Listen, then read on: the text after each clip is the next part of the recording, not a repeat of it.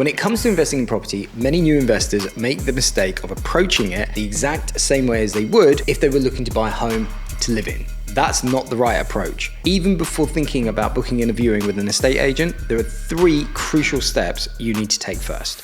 If you're new to my channel, my name is Jonathan. I've been helping property investors secure limited company mortgages at my mortgage brokerage, SPV Mortgages, for the last 6 years. And my channel is all about sharing what I learned from them with you.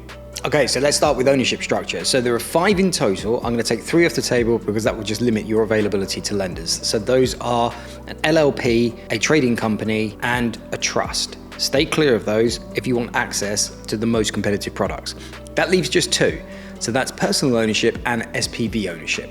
But how do you decide on which ownership structure is best for you given your current and future circumstances? So let's break those down. For most accountants, if you are a higher rate taxpayer, they will say buy through an SPV limited company because it's very tax efficient and there are certain other benefits which I'm going to cover later on in the video. If you are a lower rate taxpayer, most accountants will say buy in your personal name. There's no benefit buying through an SPV limited company. But how do you decide on which one to move forwards with based upon your higher banding of tax? What you want to do is you want to take the advice of an accountant, of course, and then secondly, you want to take it to a different layer. You want to have a look at, well, what are the benefits of both? Personal ownership can be very, very restricted later on. And for the majority of our clients, the number one reason that they're investing in SPVs or using SPVs to invest is because of the tax side of things. But the second reason is succession planning.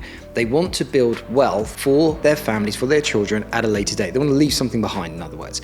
Now, if you own the property personally, that's very difficult to do because the ownership structure is in your name. It's very difficult to change that ownership structure moving forwards. But with an SPV, you've got to think of it this way. You've got a property, you've got the SPV, and then you've got yourself. The SPV owns the property. The SPV has shareholdings. The shares within the SPV can change hands at a later date, not affecting the actual ownership of the asset. When you're looking at ownership structures, you've got to look at the tax benefits of each. You've also got to look at succession planning and flexibility to change the ownership of the property at a later date. So you've chosen the most appropriate ownership structure based upon your circumstances and long-term financial plans. So now we've got to look at, well, what type of property do you want to invest in? Do you want to invest in houses? Do you want to invest in flats? Now, typically, you would invest in flats in a city centre because you can't afford the houses in a city centre. Makes complete sense. But think about what type of tenant is attracted to let a specific property. In this case, a flat in a city centre. You're going to be looking at professionals. Now, the problem with professionals, typically, they're only going to be renting for a short period of time. They're going to be looking to build up a deposit in order to move on and buy themselves a home. Completely natural. You and I have probably done the same. If you're thinking short term, I don't mind a high turnover every 1, 2, 3 years, you're aiming for as much capital appreciation as you can, then perhaps flats in city centres would be the way forward, and perhaps that should be your strategy. However, if you're thinking, well, actually, I've got so much on my plate right now, I've got a pot of money, I just want to invest it in a type of property that perhaps will attract a tenant that would stay longer than a professional, then perhaps houses outside of a city centre might be more appropriate for you. And of course, with houses, you can add a lot more value to than you can with flats. There's no right or wrong way to do this, but what I advocate to all of my clients is think of the type of tenant that you want to let your property to, and then work backwards from there. And of course, you've got to tie in rental demand as well. Within a city centre, is there high demand from professionals because professionals are looking to let a specific property in a specific area within a specific city? You can flip that on its head as well because you can look at it on the basis of, well, look, if you're buying outside of a city centre, perhaps in a house, perhaps you're going to be targeting maybe a school catchment area. You're going to rent the property to a small family. That small family might be hanging around for a lot longer period of time, and that might be more suitable for you because there's less turnover.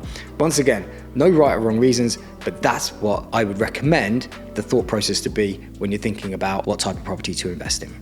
When we talk about returns, we're actually talking about capital appreciation. We're not talking about rental income. Capital appreciation is how you build wealth. Now, capital appreciation builds over time. So time plays an important factor in your decision-making process. So whatever you're looking to buy, you've got to hold it for a long period of time. The longer you hold it, the more capital appreciation will occur, historically, of course. When you're looking at geographical areas, look at areas which are primed for growth. And what I mean by that is areas that perhaps are primed for regeneration projects, perhaps there are a lot of businesses moving into that area, perhaps there's an increase in the demographics of professionals working in that area, if that is your target, obviously, tenant type, and then calculate what the returns will be on those properties versus the returns perhaps in a different geographical area, one that perhaps isn't primed for growth.